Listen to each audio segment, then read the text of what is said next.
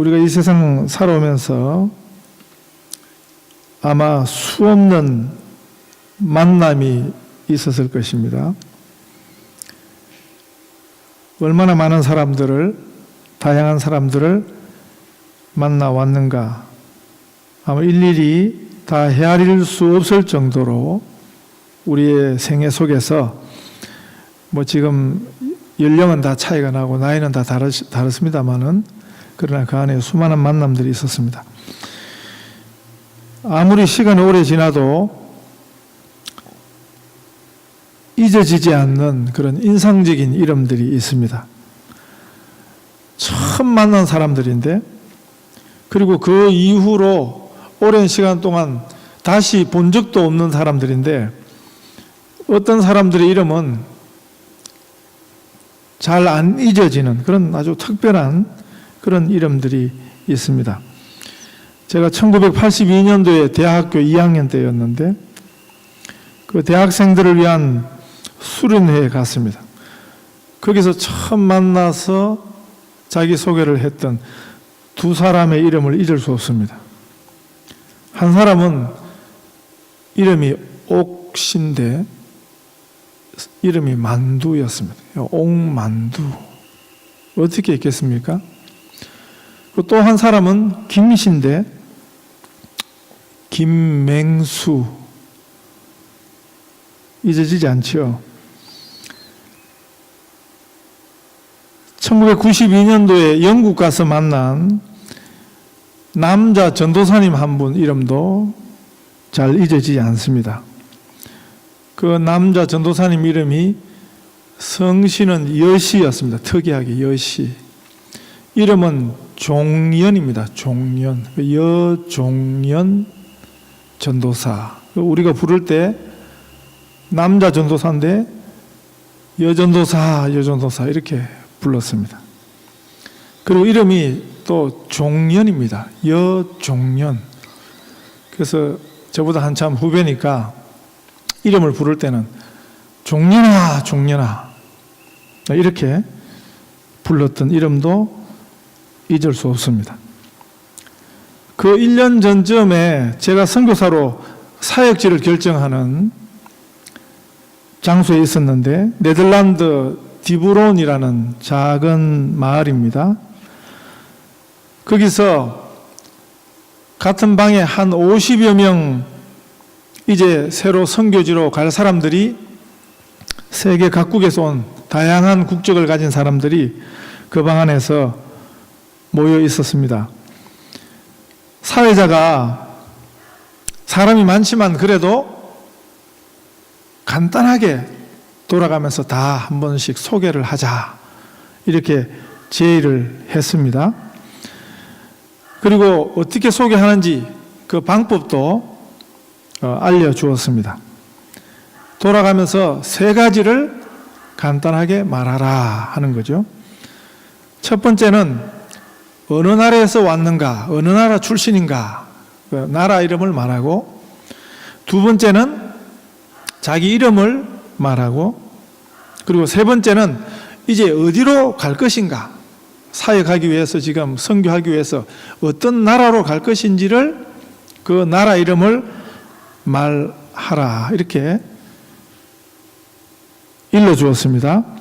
그렇게 돌아가면서 간단하게 자기 소개를 하는데 저는 사우스 코리아, 제가 김영걸입니다만은 그냥 영어 이름은 그냥 영킴 그렇게만 하거든요. 그래서 영킴, 그리고 수단, 제가 이제 수단으로 갈 거니까 이렇게 소개를 했습니다. 사람들마다 뭐 미국에서 온 사람은 미국에서 왔다, 자기 이름, 또 어디로 가겠다, 영국에서 온 사람은 영국에서 왔다, 스위스에서 왔다, 자기 이름, 어디로 가겠다 이렇게 쭉 소개하는데 한 사람, 제가 지금도 절대 잊을 수 없는 그 사람이 이렇게 소개했습니다. 이스라엘, 이스라엘, 이스라엘. 그 사람은 이스라엘에서 왔습니다. 그리고 그 사람 이름이 이스라엘이었습니다. 그리고 그 사람은 다시 이스라엘로 선교하기 위해서 들어가는 사람이었습니다. 오늘 본문하고도 연관관계가 있습니다. 그래서 제가 오늘 제목을 이스라엘, 이스라엘, 이스라엘. 이 로마서 9장, 10장, 11장이 바로 이스라엘에 대한 이야기입니다. 이 이스라엘에 대한 구원 이야기입니다. 이거를 우리가 알고 로마서 9장, 10장, 11장 어떤 한 부분, 오늘 같은 이런 본문을 읽어야 이게 이해가 되는 것입니다. 그러지 않으면 이게 무슨 소리지? 아마 오늘 성경을 저와 함께 교독하시면서 이게 오늘 무슨 내용이지? 아마 그렇게 짐작 생각을 해보셨을 것입니다. 저희가 지금 함께 이 교회당을 사용하고 있는 이 호주교회 에핑 가스풀 채플입니다. 이 호주교 이름이 이것도 기억하시고 기도하실 때 이렇게 꼭 기억해 주세요. 이 교회에서도 항상 우리를 위해서 기도하거든요. 우리 성도들 위해서, 우리 교회 예배를 위해서 항상 이분들이 자기들이 기도할 때 꼭 기억하고 기도하고 있습니다. 우리도 이 에핑 가스풀 채플을 위해서, 이분들 위해서 우리의 기도 시간에 기억해 주시기 바랍니다. 그런데 이 교회에서 선교를 많이 해요. 지금 저 뒤에 지금 이분들이 선교 지원하는 선교 현황도 있습니다만은, 그런데 특별히 이분들이 관심이 있는 선교가 있습니다. 그게 뭐냐면 유대인 선교입니다. 이분들이 그래서 정기적으로 이 교회에서 그 이스라엘 유대인 선교를 위해서 기도 모임을 정기적으로 모이고 있습니다. 유대인 선교에 관심이 많은 교회인 것입니다. 사실은 우리도 이 이스라엘 유대인 선교에 대한 관심이 필요합니다. 이 유대인들의 구원에 대해서 우리가 관심을 가져야 할 필요가 있습니다. 성경에서 이 유대인, 이스라엘 민족의 구원 문제는 굉장히 중요한 한 의미를 가지고 있기 때문에 그렇습니다. 선교의 현장 그 실제에서 보면요, 저는 사역했던 곳이 이슬람권이었습니다. 이거 이슬람도 굉장히 선교가 어려워요. 그런데 사실은 더 어려운 지역, 그것이 유대인 선교지입니다. 선교하기, 전도하기 제일 어려운 종족 중에 하나가 유대인들입니다. 이것이 그 유대인 선교의 아이러니죠. 성경에서 보면 이 하나님이 구원하고 제일 가까운 민족이 유대인입니다. 예수님도 유대인 출신이시고요. 교회가 유대인에서부터 시작되었습니다. 그런데 현실은 가장 멀리 있는 종족이 유대인, 이스라엘입니다. 저하고 아주 친한 친구 하나가 유대인 전문 선교사입니다. 지난 크리스마스 때 저희 교회 와서 그 유대인식 성찬식을 인도해 주었지요. 지금까지 호주에서 CWI라는 크리스천 위트니스 투 이스라엘이라는 그 선교단체에서 사역해 오다가 이번 8월부터는 카자흐스탄으로 옮기게 됩니다. 그 카자흐스탄에 있는 유대인들 선교를 위해서 이 친구가 이제 사역지를 옮겨가는데, 사실 유대인 선교만 어려운 게 아니에요. 선교는 다 어렵습니다. 선교가 쉽다고 말하는 것은, 선교가 잘 된다고 하는 것은 그런 사람들 조심해야 됩니다. 거짓말일 가능성이 많습니다. 그건 사기꾼일 가능성이 많습니다. 선교는 절대 쉽지 않습니다. 선교는 어려운 것이 성경적입니다. 선교는 어렵다고 성경이 가르쳐 줍니다. 잘 되기보다는 잘 안 되는 것이 그래서 성경적입니다. 모래 뿌린 사막에 물을 끼얹는 것과 같습니다. 아무리 물을 주어도 그 물이 이내 다 없어져 버리는 것입니다. 모래 속에서 그냥 사라지고 마는 것입니다. 맨 땅에 대고 헤딩한다 하는 말이 있지 않습니까? 선교와 전도가 그렇게 어려운 것입니다. 그런데도 선교는 해야 합니다. 이 우리 하나님의 뜻이거든요. 우리 하나님 아버지께서 가장 기뻐하시는 일이 전도요, 선교입니다. 예수님께서 우리에게 이렇게 기도하라고 가르쳐 주셨습니다. 하늘에 계신 우리 아버지요, 하나님의 이름이 거룩히 여김을 받으시오며 나라가 임하옵시고 하나님의 뜻이 하늘에서 이루어진 것 같이 이 땅에서도 이루어지이다. 이렇게 기도하며 살라고 가르쳐 주셨습니다. 그런데 어떻게 우리가 하나님의 이름이 거룩히 여김을 받으시옵소서 이렇게 기도하는데 실제로 어떻게 하나님의 이름이 거룩히 여김을 받으실까요? 어떻게 하나님의 나라가 임하며 하나님의 뜻이 이 땅에서도 하늘에서 이루어진 것처럼 하나님의 뜻이 이 땅에서도 이루어지는 것일까요? 사실은 성경에 답이 있습니다. 이게 사실은 선교로 가능해지는 것입니다. 성경을 잘 읽어보십시오. 언제 하나님의 이름이 가장 거룩히 여김을 받으시는지, 하나님의 이름이 가장 높임받는 순간이 언젠지를, 하나님께서 지금 뭐라고 말씀하시는지를 우리가 생각할 때 이렇게 하면 하나님이 좋아하실 거야, 이렇게 하면 하나님의 이름이 높아질 거야, 그건 우리 생각이고요.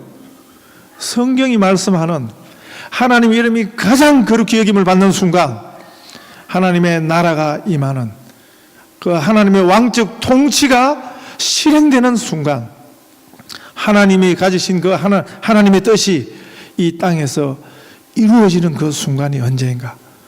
그것이 언제냐 하면요, 하나님 없이 사는 사람들이 하나님을 알게 되는 것입니다. 하나님의 구원과 상관없는 사람들이 하나님의 구원의 자리에 나오게 될 때, 그때 우리 하나님이 가장 기뻐하십니다. 그때 우리 하나님의 이름이 거룩히 여김을 받습니다. 그것이 하나님께서 가지신 가장 기뻐하신 뜻입니다.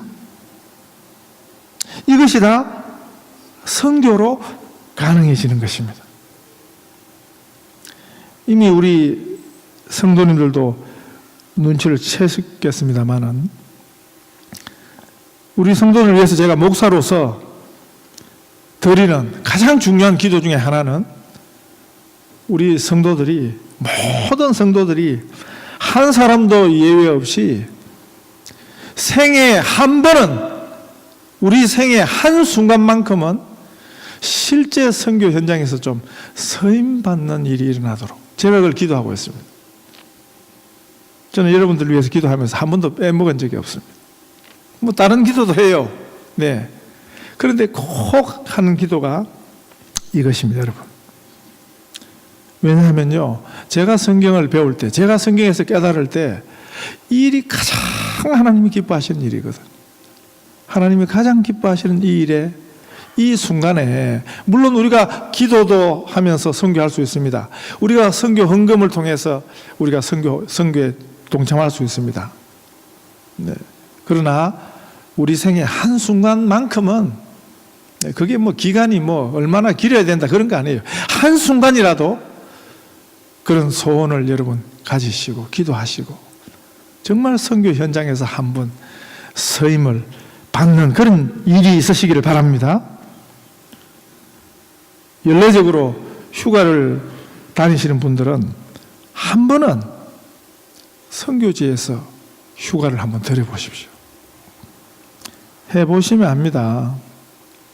그 일이 얼마나 귀중한 일인지, 그 일이 얼마나 큰 축복이고 영광인지를 여러분 해보시면 아시게 될 것입니다.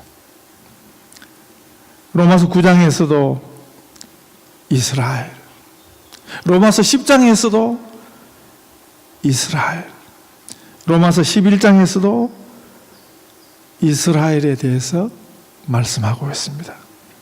그래서 이스라엘, 이스라엘, 이스라엘입니다.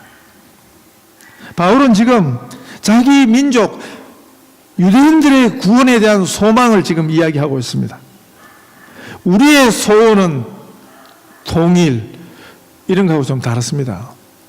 이 바울이 가졌던 소망은, 바울이 그냥 자신도 유대인이기 때문에, 자신도 이스라엘 사람이기 때문에, 그래서 가진 민족주의적 심정에서 나온 유대인 구원에 대한 소망, 단순히 그런 게 아니에요. 지금 성경에 아주 중요한 한 가지 비밀이 여기 담겨 있습니다.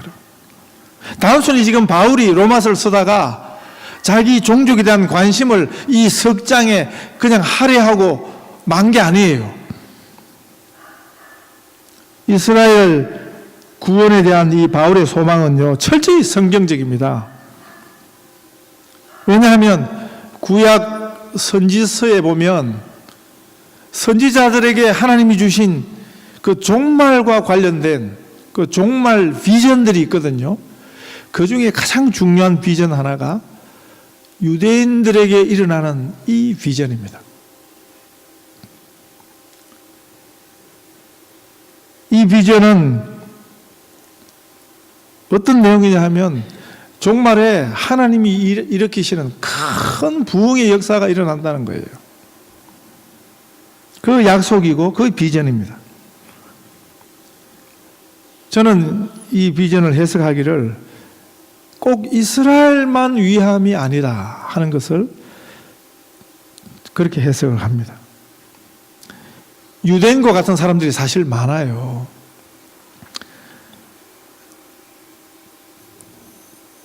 선교 대상자 중에 제일 막힌 사람들이 유대인이라 그랬죠. 그런데 사실 그런 사람들이 많다고요. 유대인과 같은 이 본질적으로 동질에 복음 앞에 문이 콱 닫힌 이런 사람들이 많습니다. 이 놀라운 부흥은요, 유대인들에게만 일어나는 것이 아니고 이와 같은 사람들에게 일어나는 기대인 것입니다. 이미 교회 역사에는 이런 증거들이 많았습니다. 이런 현상들이 많았습니다. 이 부흥은 하나님이 친히 역사하시는 부흥입니다.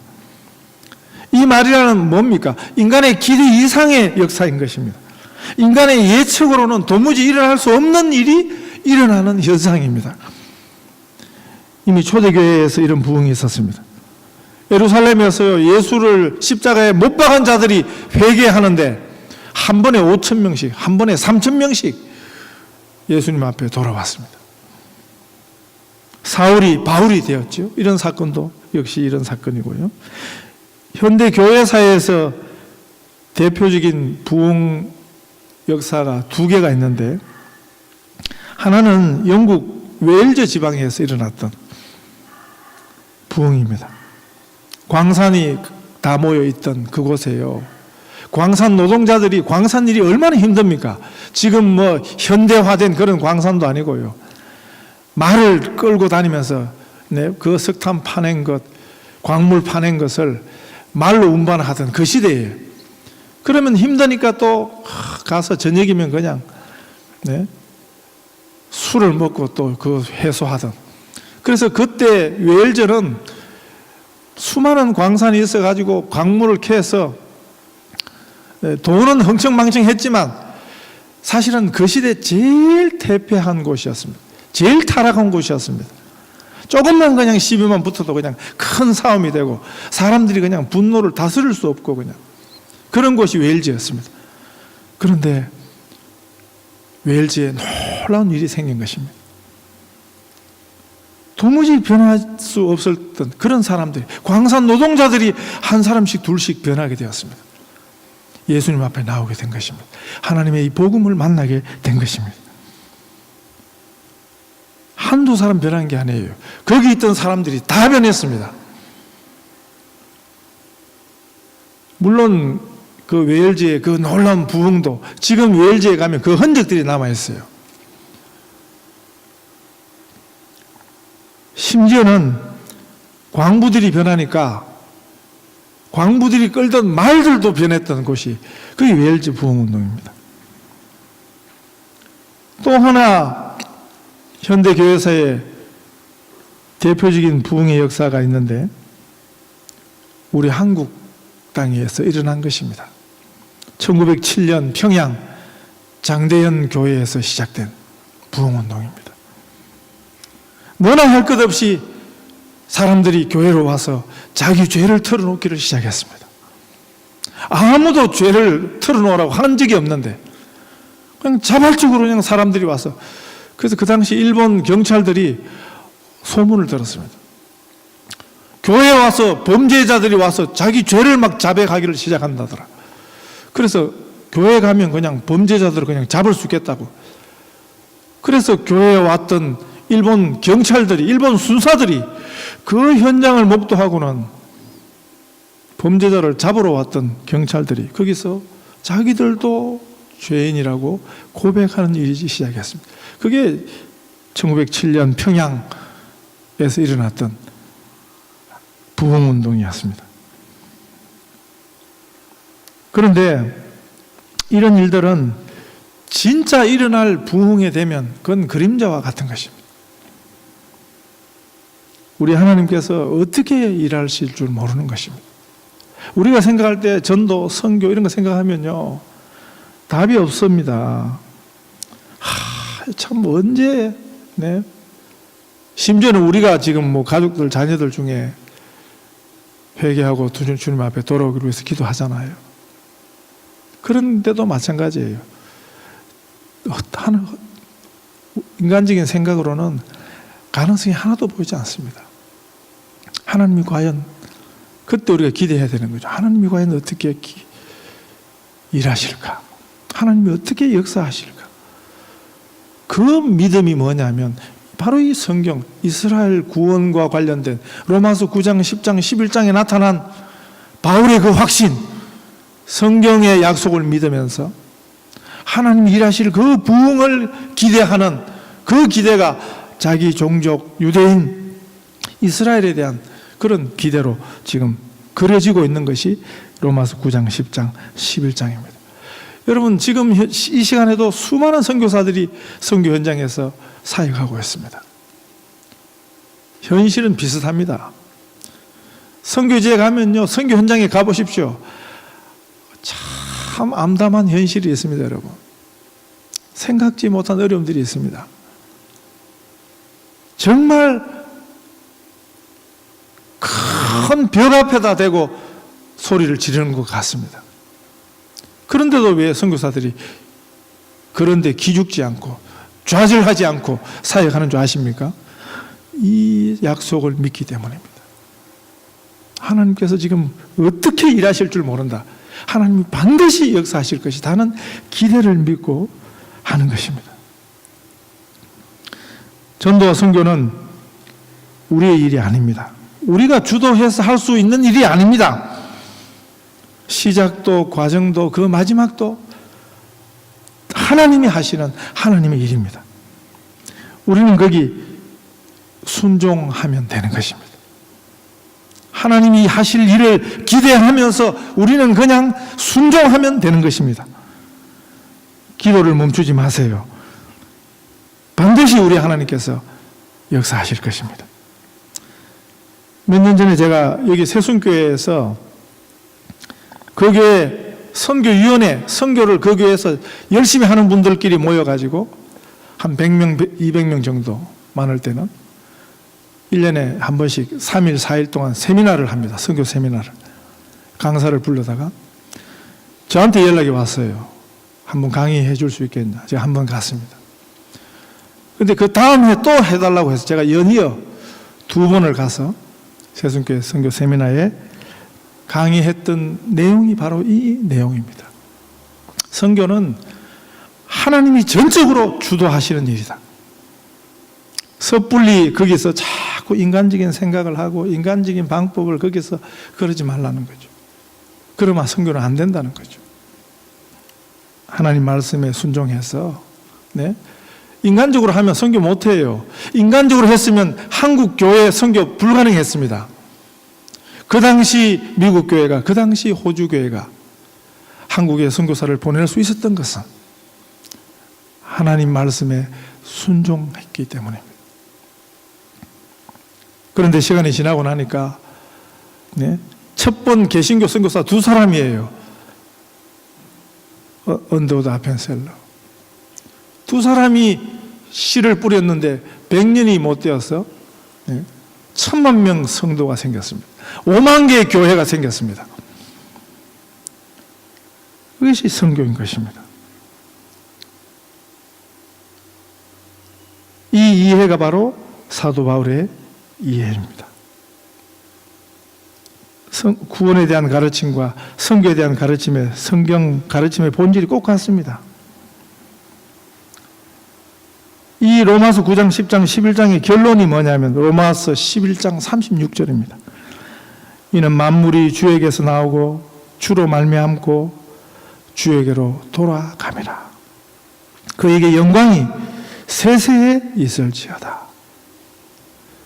그래서 우리는 그것을 믿고 그냥 순종하면 되는 것입니다. 우리의 선교지를 찾아야겠습니다. 우리의 선교의 대상을 찾아야겠습니다. 우리가 있는 자리, 그냥 우연한 자리가 아니에요. 하나님의 계획이 거기 있습니다. 하나님이 그곳에 우리를 보내신 계획이 거기 있습니다. 땅을 살지만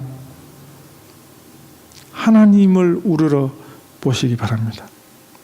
우리를 향해 가지신 하나님의 그 놀라운 계획을 발견하시기 바랍니다.